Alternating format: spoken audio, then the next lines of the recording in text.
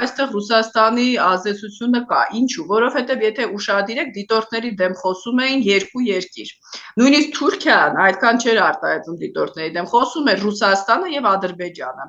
Տիկին Զախարովան ձայնակցում էր միշտ Ալիևին եւ ասում էր, որ վերադարձեք Եռակողմ պայմանավորվածությունների, ինչ դիտորդ, եկեք Մոսկվա։ Կարծում եմ, Նիկոլ Փաշինյանը սխալ կարծիք ունի, որ Վլադիմիր Պուտինը հասել է իր նպատակներին Ուկրաինայում,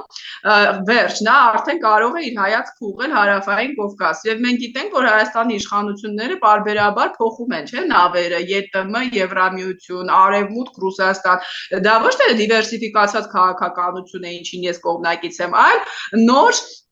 հովանավորների փնտրտուք եւ գուցե ես ելի եմ ասում չեմ կարող 100% իմանալ ինչ է կատարում Նիկոլ Փաշինյանի գլխում, նա